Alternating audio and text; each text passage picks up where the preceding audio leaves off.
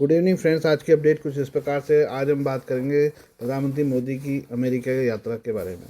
America के दौरे पहुंचे भारतीय प्रधानमंत्री और राष्ट्रपति डोनाल्ड ट्रंप ने एक ऐसा ऐलान किया है जिससे दोनों देशों के करीबी दोस्त इसराइल की बातें खिल गई हैं। असल में ट्रंप ने भारत और अमेरिका के बीच में एक व्यापारिक मार्ग पर जोर दिया है। यह ट्रेड रूट इसराइल होकर जाएगा। ट्रंप ने कहा कि यह रास्ता भारत से इसराइल, वहाँ से इटली और इसके आगे अमेरिका तक जाएगा। उन्होंने कहा कि यह रास्ता अमेरिका के सहयोगी देशों को बंदरगाह, रेलवे और समुद्र के नीचे केबल के जरिए जोड़ेगा। अमेरिकी राष्ट्रपति ने कहा कि अमेरिका और भारत मिलकर इतिहास के सबसे महान व्यापारिक मार्गों में से एक पर मिलकर काम करेंगे। ट्रंप का इशारा India, middle east, Europe economic corridor की ओर है, जो चीन के बेल्ट एंड रोड के जवाब में अमेरिका और भारत मिलकर बनाने जा रहे हैं। आइए समझते हैं इसे। डोनाल्ड ट्रंप यूं ही भारत और इसराइल को जोड़ने वाले कॉरिडोर की तारीफ नहीं कर रहे हैं।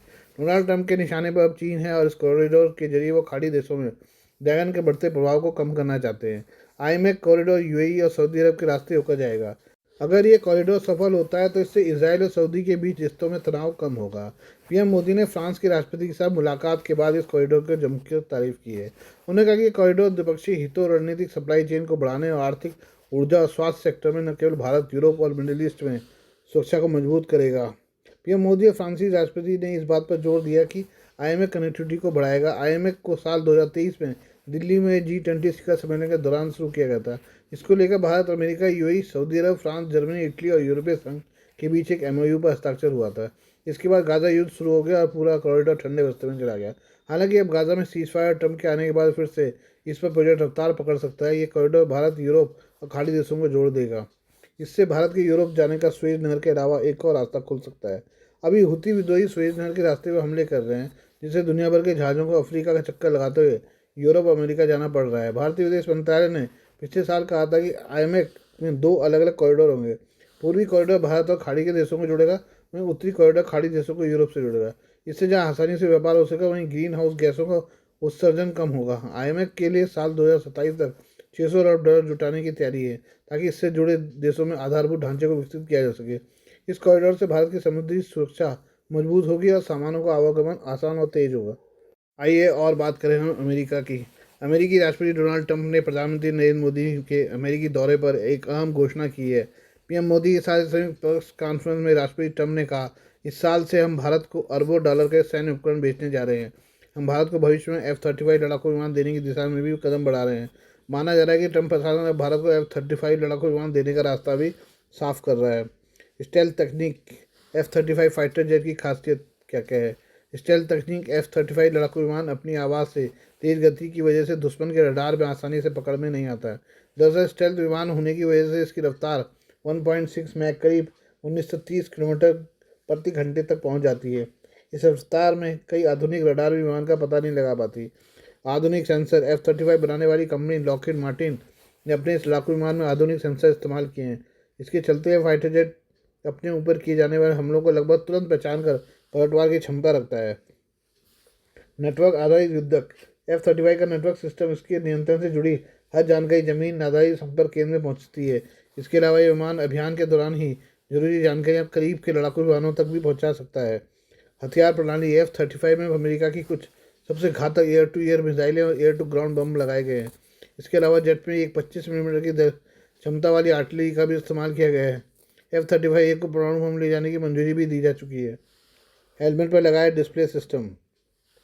F-35 का सबसे खतरनाक पहलू यह है कि इसके पायलट को मिलने वाला हेलमेट सिस्टम, जो कि अपने आप में कंप्यूटर है। किसी भी अभियान के दौरान पायलट को लड़ाकू विमान के डैशबोर्ड में नहीं देखना पड़ता, बल्कि उन्हें मिलने वाले हेलमेट में ही आसपास का 360 डिग्री व्यू और नियंत्रण पैनल अपने आप मौजूद रहता है। इसके अलावा इस हेलमेट के जरिए पायलट नाइट विजन का इस्तेमाल कर सकते हैं, जिससे रात में चलने वाले अभियान आसान हो जाते हैं। कैसे अस्तित्व में आया F-35 का अभी कितने संस्करण मौजूद?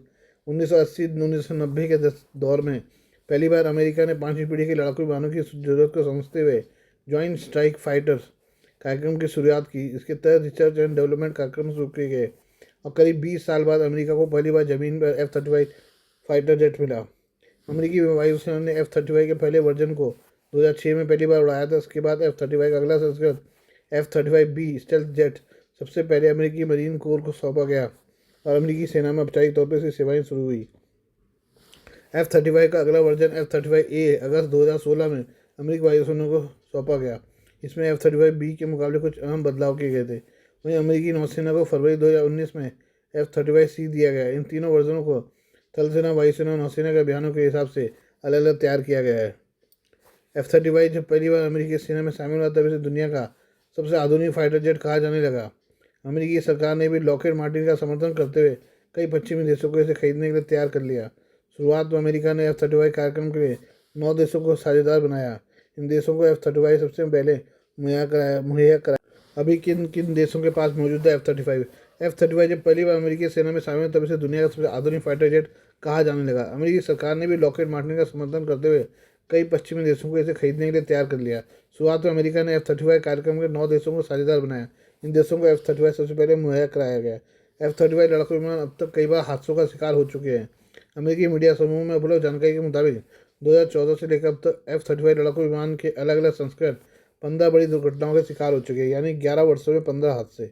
अमेरिकी F-35 लड़ाकू विमानों के साथ हुई इन बड़ी घटनाओं के अलावा अन्य देशों को दिए गए F-35 भी हादसे का शिकार हो चुके हैं। इनमें ब्रिटेन, जापान, नॉर्वे और इटली में भी इस फाइटर जेट को भारी नुकसान उठाना पड़ा है। हालांकि इनमें से अधिकतर हादसे इंजन की खराबी या सॉफ्टवेयर में गड़बड़ी की वजह से हुए। इतना ही नहीं, कई बार पायलट की गलती और तकनीकी खराबी की वजह से भी F-35 दुर्घटना का शिकार हुए। क्या है F-35 लड़ाकू विमान की कीमत? F-35 लड़ाकू विमान को खरीदने की राह में सबसे बड़ा रोड़ा है इसकी कीमत। दरअसल F-35 लाइटनिंग स्ट्रीट 2 के तीनों वर्जन बेहद महंगे हैं। जहाँ F-35A को वायुसेना के लिए डिज़ाइन किया गया है, वहीं F-35B थल सेना की मदद के लिए है। वहीं F-35C नौसेना के लिए बनाया गया है। F-35A पारंपरिक टेक ऑफ और लैंडिंग संस्करण मुख्य रूप से अमेरिकी वायुसेना और संयुक्त देशों के लिए है। F-35B short take off vertical landing संस्करण अमेरिकी मरीन कोर के लिए है, जो छोटे एयर स्ट्रिप से उड़ान भरने में सक्षम है। F-35C एयरक्राफ्ट कैरियर आधारित कैटोबार संस्करण, जिसे अमेरिकी नौसेना के विमान वाहक पोतों से संचालन के लिए डिज़ाइन किया गया है। लॉकहीड मार्टिन ने इन तीनों वर्जनों की कीमतें भी अलग अलग रखी हैं। जहां F-35A सबसे कम $8 करोड़ में खरीदा जा सकता है, तो वहीं F-35B की कीमत $10 करोड़ रखी गई है। वहीं F-35C 9 से $10 करोड़ में बेचा जाता है।